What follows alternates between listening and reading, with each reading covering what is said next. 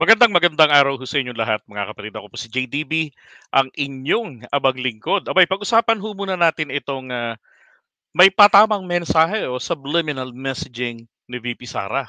Na regarding ho kasi rito, yung kanyang hiwa po dyan sa kanyang leeg. Sabi nga niya, sinubukan nila akong igurgur pero hindi sila nagtagumpay.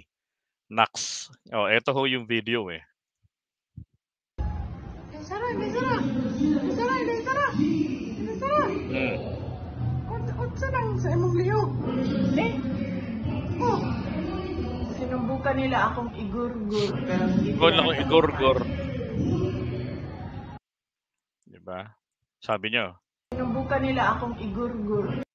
So, ibig sabihin nito, sinubukan na hindi ito literal na para patayin una hindi niya pinaliliwanag kung para saan yung hiwa na yan. Baka yan operasyon no about sa thyroid or what. Pero sa politika ho, yung mga salita may mga ibig sabihin yan eh. Lalo na si VP Sara po mahilig magparinig, mahilig mang-asar. Remember yung mangga? Oh, that's for mangga gamit, 'di ba?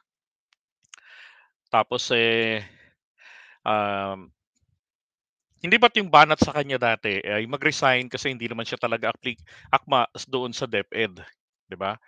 Tapos meron siyang palusot, sabi niya, actually, dito sa Southeast Asia ha, hindi naman daw po lahat ng mga DepEd secretaries ay ah, mga taga-education sector. Hindi ibig sabihin, wala silang mga expertise din sa education, sabi niya.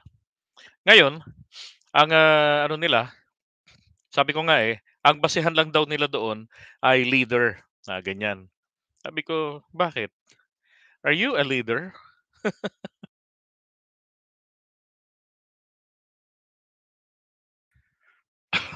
Okay, excuse.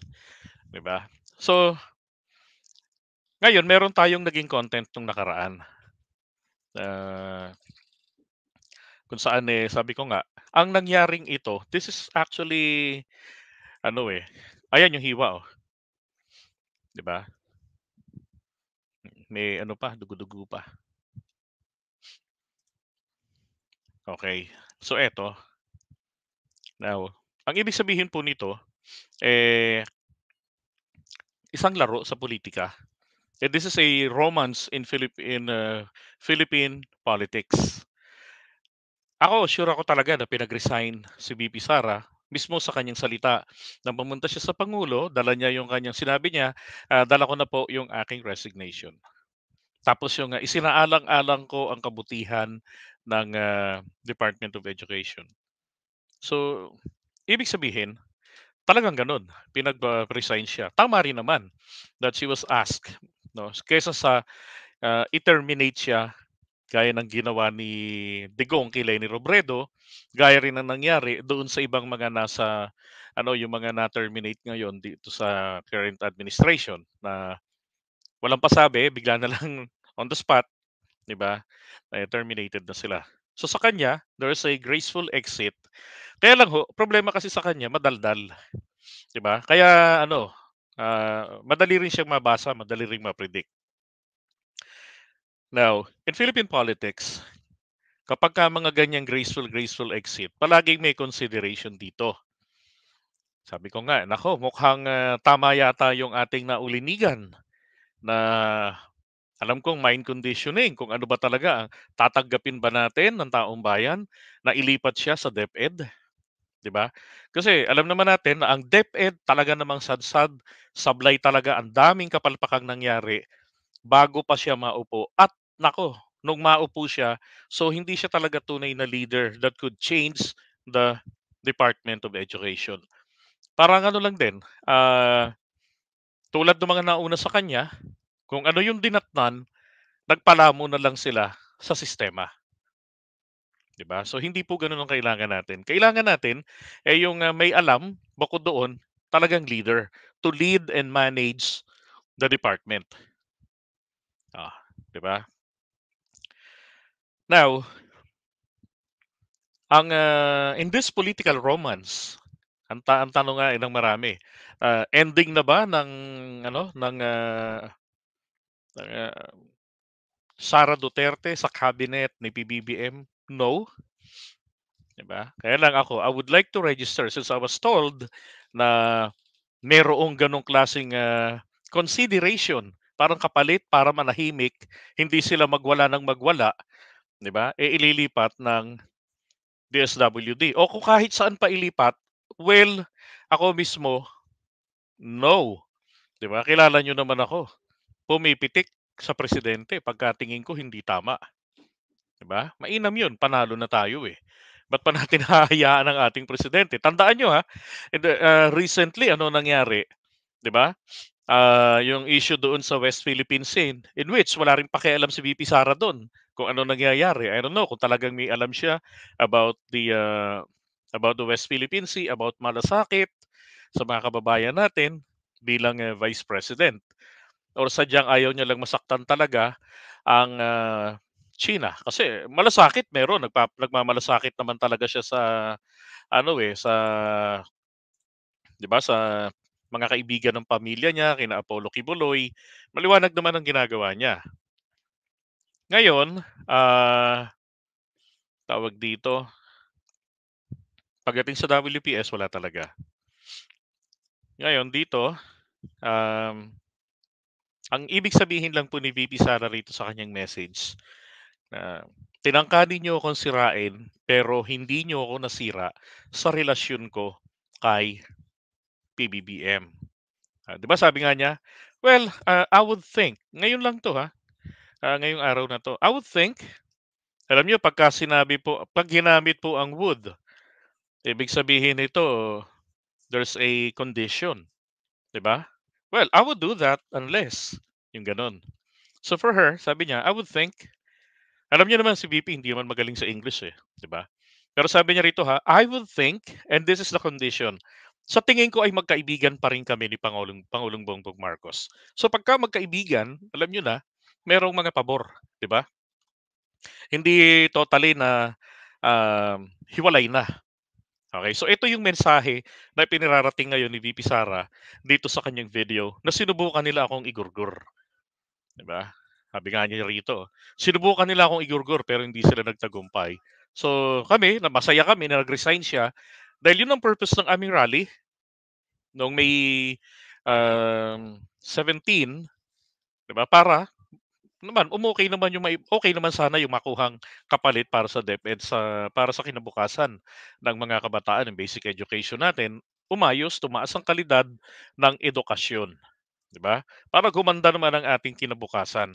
Magkaroon tayo ng mga future leader na maayos, hindi yung, dating adik o hindi yung nag-a-addict, yung mga gano'n, 'di ba? Ay naku, tapos ibibintang sa iba. Now, isa rin, sabi ko nga sa inyo, in Philippine politics, dito, there's a romance and a play in politics. Kasi kung titignan nyo ito, buwan pa lamang ito ng Marso. So, kumbaga, yung mga issues about VP Sara, hindi naman ito ganun pa katerible talaga yung mga naglalabasan noon nung March. 'Di ba? Pero doon pa lamang makita nyo, biggest loser siya sa survey na yan. Bumaba yung trust, yung tiwala sa kanya ng 9%. And then yung approval rating niya bumaba din po base ron sa Okta Research, 'di ba?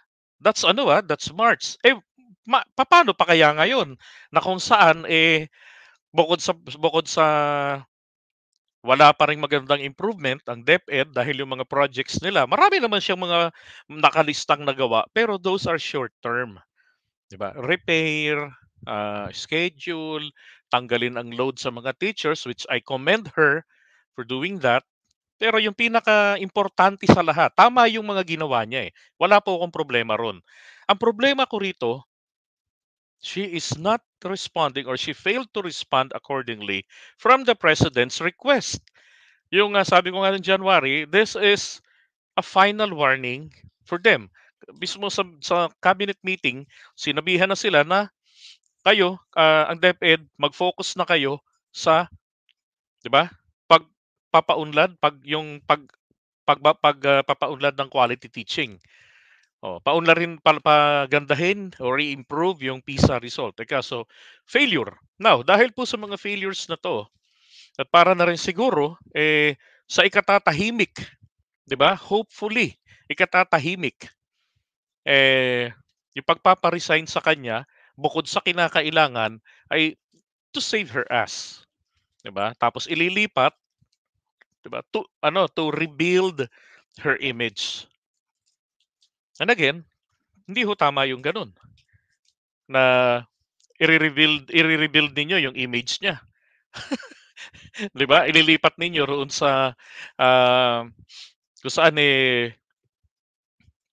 ahensya de ayuda, ang DSWD. Isipin niyo na lang, etong ilang mga politiko natin, hindi naman mga DSWD secretary, they're not even from or part of the executive department. Pero tignan niyo naman, kung saan ang may paayuda nakiki-hamburger, nagpapadala ng hamburger, nagpapa-jolly bags, 'di ba? So, direkta gusto ko sabihin sa Office of the President or direkta sa presidente natin, "Sir, don't do that.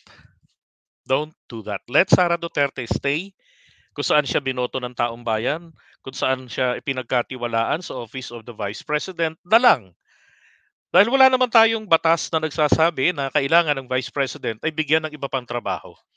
Ang dapat nga ang Vice President, yan ang Executive Secretary, 'di ba? Or kung hindi niya kaya ang rektang trabaho ng Executive Secretary, at least nandun siya bilang Julalay, 'di ba? Para updated siya sa lahat ng ginagawa ng pangulo. Alam na alam niya lahat, 'di ba? Kasi nga in case na may mangyari, wag namang mangyari, God forbid, siya po yung papalit. So, para wala na tayong pahirapan sa transition. Kaya kailangan ng Vice President matalino, alerto, 'di ba? Influential. 'Yun po ang kinakailangan.